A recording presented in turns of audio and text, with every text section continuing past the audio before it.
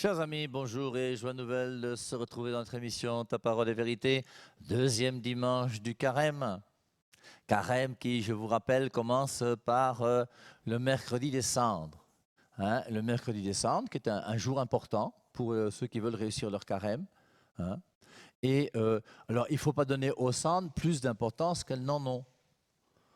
Quand tu mets les cendres sur le front de quelqu'un, ce n'est pas un sacrement, ce n'est pas ça qui fait que tu vas aller au ciel. C'est juste te rappeler, et l'Église dans sa sagesse te rappelle qu'un jour tu vas mourir. Et ça, c'est absolument capital.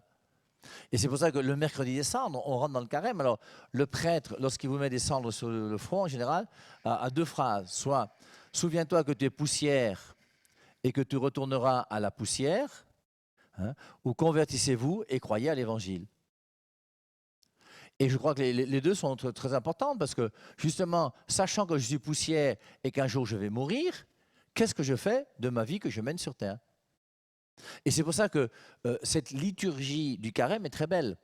Alors malheureusement, c'est vrai qu'elle est souvent très mal vécue, parce que beaucoup de gens sont des gens qui insistent beaucoup pour avoir la cendre. Si tu ne mets pas les cendres sur leur front, ça fait un peu bizarre. Moi j'ai vu une église un jour, un mercredi des cendres, dans un endroit où il y avait du monde dehors. Il y avait 4 quarts de l'église étaient pleines, et puis il y avait un quart de personnes encore dehors. Et lorsqu'on a donné les cendres, l'église s'est vidée. On s'est retrouvé avec à peine la moitié de l'église qui est restée pour prendre le corps du Christ. Le corps du Christ est infiniment plus important que la petite poussière qu'on met sur ta tête. Et il ne faut pas s'attacher à la poussière des cendres, il faut s'attacher à notre conversion. C'est ça qui est important. Et donc, après ce dimanche des cendres, où l'Église nous rappelle que tu es poussière, tu retourneras à la poussière, convertis-toi et crois à la bonne nouvelle, eh bien, on a eu premier dimanche de carême, et le premier dimanche de carême 1, ce qu'on a vu la semaine dernière, n'est-ce pas, c'est la tentation du Christ au désert. Et il y a 3 tentations. Et c'est vrai que le temps du carême est un temps de tentation par excellence. Pourquoi? Parce que quand le mercredi des cendres, tu commences à prendre des décisions pour mener ta vie d'une manière correcte et claire, eh bien, tu vas t'apercevoir que le diable ne va pas être d'accord. Et c'est pour ça qu'en général, nos plus grandes tentations, c'est justement quand on commence le carême. Et pendant les jours qui carême, jeudi, vendredi, là, avant le premier dimanche de carême, vous allez voir que pour tenir ferme, c'est pas facile. Et pourtant, c'est nécessaire. Il faut faire un effort. Pour nous, les chrétiens catholiques, tous les vendredis de l'année sont jours de pénitence. Jour de pénitence, ça veut dire quoi? Au nom de l'Église, le vendredi pénitence, ça veut dire qu'au lieu de manger de la viande, tu manges du poisson. Alors, est-ce que c'est intelligent ou pas? Forcément, ce n'est pas très intelligent. Personne ne peut trouver que c'est une loi vraiment extraordinaire et formidable. Surtout que vous avez des poissons qui sont même meilleurs que certaines viandes. Mais à l'époque où l'Église a fait cette loi-là, c'est que la viande était quelque chose de rare.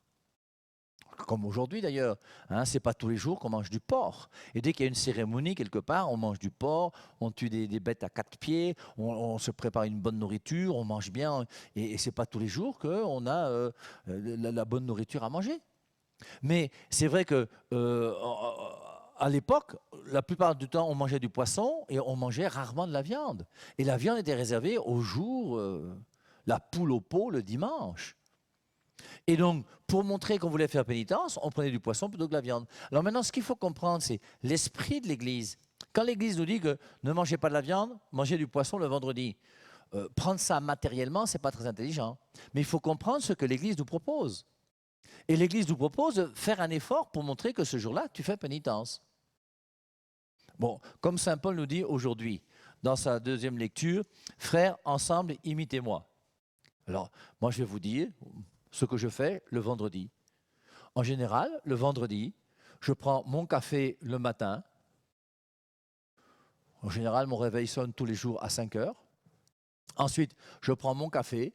Après mon café, je prépare mes émissions radio que je fais et je travaille jusqu'à 17 heures, la dernière émission que j'ai à la radio. Et à 18 heures, je casse mon jeûne. Et je passe la journée du vendredi, depuis le matin, mon café que je prends avec un sucre, je ne fais que boire jusqu'au soir, 18 heures. Et c'est un petit exercice qui est bon. Il faut acquérir la maîtrise de soi. Vous voyez, c'est quand même terrible de voir aujourd'hui le nombre de personnes qui cherchent à maigrir. Alors, je vous rappelle que la pénitence et le jeûne, ce n'est pas premièrement pour maigrir. Mais les gens qui cherchent à maigrir, vous voulez faire un effort parce que vous trouvez que vous êtes de l'embonpoint, vous êtes un peu gros, vous avez un peu de graisse quelque part. Puis, ouais. Si vous voulez maigrir, je vous rappelle, hein, c'est très simple. Je ne suis pas diététicien, je ne suis pas spécialiste de l'amaigrissement et de ces choses-là, mais ce que je peux vous dire en toute vérité, c'est que si tu veux maigrir, il y a une seule solution, il n'y en a pas deux. Il faut manger moins. Si tu veux maigrir, il faut manger moins. Maintenant, la question qu'il faut te poser, c'est est-ce que tu peux manger moins? C'est tout. Et dès que toi-même, tu arriveras dans ta vie à manger moins, tu vas maigrir. Quand on voit des patères qui font le 2-0, avec leur gros ventre déjà, après le 2-0, là, ils jouent même 10 minutes parce qu'après, ils sont essoufflés. Mais ils restent au bar pour boire 4 bières et manger 2 bouillons de queue de bœuf. Comment veux-tu que tu vas maigrir? Et le jour où tu veux maigrir, il faut faire un effort. Il faut que tu changes ta manière de te nourrir, ta manière de boire. Et c'est en buvant moins et en mangeant moins que tu vas maigrir. Je crois que c'est clair. Alors je vais prendre un exemple, c'est un peu à la manière du Père et Marie, mais lorsque les Américains et les Russes sont arrivés dans les camps de concentration en Allemagne, tout le monde était maigre. Hein. C'est pour ça que quand quelqu'un dit que moi, mon père, même si je mange un tout petit peu, j'ai mon sang qui est gras, mange tout ce que tu veux, fais tout ce que tu veux, dans les camps de concentration, là-bas, ben, tout le monde était maigre. Pourquoi? Parce qu'ils avaient très peu à manger, et comme ils avaient très peu à manger et qu'ils travaillaient, ils maigrissaient. Et il n'y a pas le choix. Donc à nous de trouver. Alors, je ne dis pas qu'il faut forcément être méchant avec son corps, tout ça. Non, il faut aimer son corps. Mais en même temps, il faut que nous soyons maîtres de notre corps. Ce n'est pas la bière qui est maître de nous. Ce n'est pas la nourriture qui est maître de nous. Sinon, il y a quelque chose qui ne va pas. Alors, Saint Paul dit dans la deuxième lecture d'aujourd'hui, hein, il dit « Frères, ensemble, imitez-moi et regardez bien ceux qui se conduisent selon l'exemple que nous vous donnons. » Paul est quand même un homme extraordinaire. Et puis, vous voyez, moi, j'admire son humilité. Frères, ensemble, imitez-moi. C'est quand même extraordinaire la part de Paul. Je crois qu'on n'a jamais entendu un pape nous dire « imitez-moi ». Jean-Paul II n'a jamais dit « imitez-moi ». Benoît XVI n'a jamais dit « imitez-moi ». Je ne connais pas un seul pape qui a dit « imitez-moi ». Et dans les Écritures, je ne vois pas beaucoup de gens qui disent « imitez-moi ». Paul le fait plusieurs fois même. Il dit « imitez-moi ». Et c'est vrai que dans la vie du Paul, alors, il y a aussi des petits troubles, puisque quand on lit 2 Corinthiens chapitre 12, dans 2 Corinthiens chapitre 12, lui-même parle quand même d'une situation un peu difficile. Il a demandé à Dieu de l'éclairer, mais apparemment, ça ne s'est pas passé comme il le voulait. Il faut se glorifier, cela n'est pas bon. J'en viendrai néanmoins à des visions et à des révélations du Seigneur. Je connais un homme, il semble qu'il s'agit de lui. Ensuite, maintenant, pour que je ne sois pas enflé d'orgueil, il m'a été mis une écharpe dans la chair, un ange de Satan, pour me souffleter, pour que je ne sois pas enflé d'orgueil. 3 fois, j'ai supplié le Seigneur de l'éloigner de moi, et il m'a dit, ma grâce te suffit, car ma puissance s'accomplit dans la faiblesse. Je me glorifierai donc bien plus volontiers de mes faiblesses, afin que la puissance du Christ repose en moi. C'est pourquoi je me plais dans les faiblesses, dans les outrages, dans les privations, dans les persécutions, dans les angoisses, pour Christ. En effet, quand je suis faible, c'est alors que je suis fort. Et Paul a quand même failli se noyer, on l'a tabassé plusieurs fois, il a failli mourir plusieurs fois au nom de Jésus-Christ. Donc c'est quand même quelqu'un qui a mis sa vie au service de l'évangile de Jésus-Christ. Je crois que c'est clair. Et il dit, imitez-moi. Alors, maintenant vous voyez, regardez ceux qui se conduisent selon l'exemple que nous vous donnons. Malheureusement, dans l'Église, nous avons aussi ce qu'on appelle les scandales. Et les scandales, forcément, il ne faut pas imiter les scandales. Alors, on va parler de tous les cas de pédophilie dans l'Église catholique et toutes ces choses. Alors, c'est grave, c'est terrible, tout ce que vous voulez, surtout pour les victimes. Mais après ça, il ne faut pas non plus en être scandalisé. Jésus-Christ dit dans Matthieu chapitre 18 que c'est normal qu'il y ait des scandales. Et ce n'est pas parce qu'il y a des gens qui scandalisent dans l'Église catholique que ça veut dire que l'Église catholique est pourrie. Je ne suis pas pédophile. Si quelqu'un connaît un enfant du Père et de Marie, il faut qu'on prenne contact ensemble. Parce que vous voyez, au bout d'un moment, moi je suis quand même fatigué aussi, hein. Il faut qu'on mette les choses au clair. Vous voyez. Je suis au Cameroun depuis 1987. J'ai fait quelques années à Bertois, quelques années ici à Yaoundé, j'ai fait la caravane d'évaluation, j'ai fait tout ce que j'ai fait jusqu'à aujourd'hui que vous connaissez, non? Je demande sur les ondes de ma radio, j'ai une radio, la 100.3 ici à Yaoundé, qui s'appelle Christ Radio, comme on a fait Christade, on a fait Christ Radio. Et je demande régulièrement à Christ Radio, tous les 6 mois, que si quelqu'un connaît un enfant du Père Hervé Marie, qu'il vienne maintenant, tant que je suis vivant, pour se plaindre. Parce qu'une fois que je serai mort, j'ai demandé à mes amis là qu'on vous punisse. Je suis fatigué de tous ces scandales qui arrivent après la mort des gens. Je suis vivant, me voici. Si quelqu'un reconnaît que tu es ma femme, si tu reconnais qu'on a un enfant ensemble, viens présenter ton enfant. On va faire le test ADN et on va voir où est-ce qu'on en est aujourd'hui. Et une fois que je vais mourir, tous ceux qui voudront parler là, taisez-vous, parce que parler tant que je suis vivant. Au bout d'un moment, c'est pénible de voir comment on agresse des gens qui sont déjà morts et qui ne peuvent pas se défendre. Alors, est-ce qu'ils ont tort, est-ce qu'ils ont raison? Je ne veux pas justifier l'injustifiable, mais je veux dire qu'il y a quand même une présomption d'innocence qui existe pour tout le monde. Et on ne peut pas faire de procès à quelqu'un qui est mort. Donc, tant que je suis vivant, mettons les choses au clair. Et c'est important que les choses soient claires. Je ne suis pas un homme parfait, je pêche, je me confesse de temps en temps. J'ai la chance d'avoir un bon confesseur, que je remercie d'ailleurs pour toutes les fois où on peut se confesser, puisqu'on mutuellement on se confesse tous les deux, lui à moi et moi à lui. Et je remercie parce que ça aide à pouvoir mener une vie chrétienne plus solide et plus vraie, parce que quand on pêche, il est bon d'aller rencontrer un prêtre. Je vous rappelle Jean chapitre 20, verset 23, un verset encore qui est bizarre, parce que je ne sais pas comment les gens des églises de réveil n'arrivent pas à comprendre ce verset. Pourtant qui est très simple et très clair. Jean chapitre 20, verset 23, Jésus-Christ dit, il souffle sur les apôtres et leur dit, tous ceux à qui vous remettrez les péchés, ils leur seront remis. Je reprends, tous ceux à qui vous remettrez les péchés. C'est bien le prêtre dans la confession. Et le prêtre dans la confession, il remet les péchés. Moi, au nom du Père et du Fils, je te remets tous tes péchés. Et donc, Jean 20, 23 montre bien, le jour de la résurrection, le jour où le Christ apparaît aux apôtres pour la première fois, une fois qu'il est ressuscité, il leur donne le pouvoir de remettre les péchés.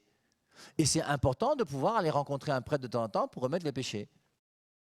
Alors, pour revenir à saint Paul qui dit « Imitez-moi », j'aime aussi beaucoup le verset de Matthieu 23, le verset 2, où il est dit « Ils sont assis dans la chair de Moïse ».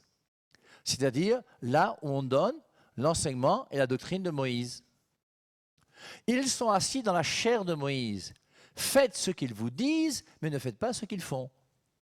Et même si moi, je vis mal et que je commets un péché mortel et que je pars en enfer, ne partez pas en enfer avec moi. Faites ce qu'ils vous disent. Pourquoi? Parce que la doctrine de Moïse est une doctrine qui est bonne. Et ce n'est pas parce que celui qui enseigne la doctrine de Moïse est pécheur que ça veut dire que sa doctrine est fausse. Je me souviens, quand je faisais la catéchèse dans les lycées et collèges, je disais souvent aux élèves, quand votre professeur de mathématiques vient vous dire que 2 fois 2 égale 4, que la veille au soir, il soit au marché mondial ou qu'il ait trompé sa femme ou qu'il était sous, 2 fois 2 égale toujours 4. Donc autre chose est l'enseignement que donne un professeur de mathématiques et autre chose, sa vie morale. Et c'est pareil aussi pour nous les prédicateurs. Autre chose est notre vie morale et autre chose est l'enseignement qu'on donne. Et l'enseignement qu'on donne ne dépend pas de notre vie morale. Les 2 fois 2 égale 4 ne dépend pas de la vie morale du professeur de mathématiques. Ils sont assis dans la chair de Moïse. La chair de Moïse dit la vérité. Et si c'est la vérité, il faut mettre en pratique, même si celui qui te l'enseigne enseigne cela alors que lui-même n'en vit pas. Mais tous les bons prédicateurs font un effort pour mettre en pratique ce qu'ils enseignent. Et moi-même, je fais un effort pour mettre en pratique la parole de Dieu que j'enseigne déjà depuis 30 ou 35 ans ou 40 ans. Donc, Matthieu 23, 2, ils sont assis dans la chair de Moïse. Faites ce qu'ils vous disent, mais ne faites pas ce qu'ils font. Mais je crois qu'on peut changer. Et on peut changer en disant, aujourd'hui, ils sont assis dans la chair de Pierre. Et la chair de Pierre, c'est qui? C'est Pierre que Jésus-Christ a choisi, qui pour nous aujourd'hui est plus que Moïse. Luc 22, 32, j'ai prié pour toi, Pierre, afin que ta foi ne défaille pas. Et quand tu seras revenu, raffermis tes frères. Pierre, c'est le chef de l'Église. Le chef de l'Église, c'est l'Église qui est sainte et sans tache, comme dit Éphésiens, chapitre 5, versets 27 à 29. Cette Église qui est colonne et appuie la vérité, 1 Timothée 3, 15. Et donc, on voit bien, vous voyez, ils sont assis dans la chair de Pierre. Faites ce qu'ils vous disent, mais ne faites pas ce qu'ils font. Et nous n'avons pas à imiter les prêtres pédophiles. Nous n'avons pas à imiter les prêtres qui ont des femmes et des enfants. Nous n'avons pas à imiter des prêtres qui cherchent l'argent. Et même s'il y a des prêtres qui cherchent l'argent et des prêtres qui ont des femmes et des enfants et des prêtres qui sont pédophiles, eh bien, ça n'empêche pas que la doctrine de l'Église catholique reste bonne. Alors, on peut lire le passage de Matthieu chapitre 18, où on nous parle des scandales. C'est Jésus-Christ même qui parle, hein. Matthieu chapitre 18. Alors, je vais essayer de vous retrouver les versets. Voilà. C'est pourquoi quiconque se rendra humble comme ce petit enfant sera le plus grand dans le royaume des cieux. Et quiconque reçoit en mon nom un petit enfant comme celui-ci me reçoit moi-même. Mais si quelqu'un était une occasion de chute pour un de ces petits qui croient en moi, il serait avantageux pour lui qu'on suspende à son cou une meule de moulin et qu'on le noie au fond de la mer. Et Jésus-Christ est très dur pour ceux qui scandalisent les petits. Je reprends, c'est Matthieu chapitre 18, je vous relève le verset 6. Mais si quelqu'un était une occasion de chute pour un de ces petits qui croient en moi, il serait avantageux pour lui qu'on suspende à son cou une meule de moulin et qu'on le noie au fond de la mer. Malheur au monde à cause des occasions de chute. Il est inévitable qu'il se produise des occasions de chute, mais malheur à l'homme par qui elles se produisent. Et on voit comment Jésus-Christ est vraiment intransigeant. Alors, maintenant, comprenons bien, notre Église, elle est sainte et sans tache, en tant qu'elle est voulue par Dieu et qu'elle nous donne la parole de Dieu et l'Eucharistie. L'Église, en tant qu'elle donne la parole de Dieu, elle donne la vérité. En tant qu'elle donne les sacrements, elle donne les moyens de sanctification. Et cette Église a été instituée par Jésus-Christ, bâtie sur la personne de Pierre, fondée par le Christ lui-même, pour nous donner la parole de Dieu et les sacrements. Et la parole de Dieu et les sacrements, ils sont saints et sans tache. Mais ceux qui reçoivent les sacrements, c'est nous. Et c'est nous qui, malheureusement, dans l'Église, faisons qu'il y a des hommes et des hommes qui sont pécheurs. Et le péché ne vient pas de l'Église que le Christ a instituée et voulu, elle vient des hommes qui entrent dans l'Église pour se sanctifier. C'est pour ça que l'Église reste une sainte et sans tache, elle reste la vérité, même s'il y a des hommes d'Église qui sont malheureusement mièvreux. Mais n'oublions pas que lorsque Jésus-Christ a choisi ses 12 apôtres, parmi les 12 apôtres qu'il a choisis, il y en a un qui s'appelle Judas. Et ce n'est pas parce que Judas fait partie des 12 et que Judas a trahi, et je pense même personnellement que c'est la seule personne dont on peut être certain qu'elle est en enfer. On peut lire Jean 17, 12 si vous voulez. Mais Judas faisait partie des 12, et Judas, en faisant partie des 12, ben oui, il a trahi. Et en trahissant, ben il s'est mal comporté. Et Jésus-Christ lui-même n'a pas été capable de convaincre Judas. Jésus-Christ n'a pas été capable de convertir Judas. C'est quand même terrible. C'est pour ça que nous aussi, on va prêcher autant qu'on peut, mais il y aura toujours des gens qui ne nous écouteront pas. Et tu n'arriveras jamais à convaincre le monde entier. Mais nous devons réfléchir et apporter les arguments les meilleurs pour montrer que ce que nous croyons est quelque chose qui est certain, qui est clair et qui est propre. Lisons Jean chapitre 17. Je crois que c'est le verset 12. La grande prière que Jésus-Christ fait juste avant d'entrer dans sa passion. Jean 17, l'arrestation. Jean 19, la mort. Donc Jean 17, je vous lis le verset 12. « Lorsque j'étais avec eux, je gardais en ton nom ceux que tu m'as donnés. Je les ai préservés et aucun d'eux ne s'est perdu, sinon le fils de perdition, afin que l'écriture soit accomplie. » Et on voit bien, je les ai préservés et aucun d'eux ne s'est perdu, sinon le fils de perdition, afin que l'écriture soit accomplie. Le fils de perdition, quand Jésus-Christ dit qu'il aurait mieux valu pour lui qu'il ne fût pas né, s'il était au paradis, on ne dirait pas ça. Et c'est justement parce qu'il n'est pas au paradis qu'il aurait mieux valu pour lui qu'il ne fût pas né. Et donc, continuons, vous voyez, à pouvoir cheminer avec Dieu, à suivre Dieu d'une manière radicale et totale. Et battons-nous pour que nous-mêmes, nous ne soyons pas cause de scandale pour les autres. Vivons l'Évangile. Mettons la parole de Dieu en pratique dans notre vie. Faisons la volonté du Père. Et témoignons de cette présence de Jésus-Christ en nous, ce Dieu que nous aimons, pour pouvoir amener les autres à pouvoir venir eux aussi à la vérité. Alors, frères ensemble, imitez-moi. et regardez bien ceux qui se conduisent selon l'exemple que nous vous donnons. Car je vous l'ai souvent dit, et maintenant je le redis en pleurant. Beaucoup de gens se conduisent en ennemis de la croix du Christ. Saint Paul qui pleure, c'est quand même intéressant. Maintenant, je vous le redis en pleurant. Beaucoup de gens se conduisent en ennemis de la croix du Christ. Ils vont à leur perte. Leur Dieu, c'est leur ventre. Et ils mettent leur gloire dans ce qui fait leur honte. Ils ne pensent qu'aux choses de la terre. Quand vous avez des gens qui fêtent leur milliard, on sait que ton salaire ne peut jamais te permettre d'avoir 1 milliard. Et tu fêtes ton milliard. Et tu invites même les gens, et les gens viennent. C'est quand même curieux, ces histoires. Ils vont à leur perte. Leur Dieu, c'est leur ventre. Et j'ajouterais même leur bas-ventre. Le ventre et le bas-ventre, le tour est joué, comme disait quelqu'un. Leur Dieu, c'est leur ventre. Ils mettent leur gloire dans ce qui fait leur honte. Ils ne pensent qu'aux choses de la terre. Mais nous, nous avons notre citoyenneté dans les cieux, d'où nous attendons comme sauveur le Seigneur Jésus-Christ. Ça, c'est pour les témoins de Jéhovah, qui vous disent qu'il y a 144 000 personnes qui sont au ciel et une grande foule qui restera sur la terre. Et beaucoup de témoins de Jéhovah que vous rencontrez en route vous disent « Moi, je sais que lorsque je vais mourir, je resterai sur terre pour toujours. » Il n'y a pas de vie éternelle sur la terre. Ça ne peut pas exister. C'est impossible. La vie éternelle, forcément, ne peut pas être sur terre. La vie éternelle ne peut être qu'en Dieu qui est éternel, sans commencement ni fin, et au sein même de la Trinité. Et c'est pour ça qu'il dit, mais nous, nous avons notre citoyenneté dans les cieux. Nous sommes des citoyens du ciel. Moi-même, j'irai au ciel. Et nous tous qui allons mourir, nous allons rencontrer Dieu. Hébreux 9, 27, il est réservé à l'homme de mourir une seule fois, après quoi vient le jugement. Et quand va venir le jugement, on sera jugé par Jésus-Christ. Et puis il y aura le paradis, le purgatoire ou l'enfer. Terminé. Mais nous, nous avons notre citoyenneté dans les cieux, d'où nous attendons comme sauveur le Seigneur Jésus-Christ, lui qui transformera nos pauvres corps à l'image de son corps glorieux, avec la puissance active qui le rend même capable de tout mettre sous son pouvoir. Donc, et on voit donc que quand Saint Paul dit ça, il ne dit pas uniquement pour lui qui ira au ciel, mais pour nous tous. Notre patrie est au ciel. Je crois qu'on peut trouver la même chose dans l'épître aux Hébreux. Ça, c'était à l'époque où je discutais beaucoup avec les témoins de Jéhovah, pour essayer de montrer que le paradis, il est céleste. Et il y a un passage où il est dit, mais en réalité, Hébreux chapitre 11, verset 16, mais en réalité, ils aspirent à une patrie meilleure, c'est-à-dire céleste. C'est pourquoi Dieu n'a pas honte d'être appelé leur Dieu, car il leur a préparé une cité. Et dans Hébreux chapitre 11, on parle de la foi et de tous les serviteurs. On parle notamment, c'est dans la foi qu'ils sont tous morts sans avoir obtenu les choses promises, mais ils les ont salués de loin en confessant qu'ils étaient étrangers et résidents temporaires sur la terre. Tous les gens sont des résidents temporaires sur la terre.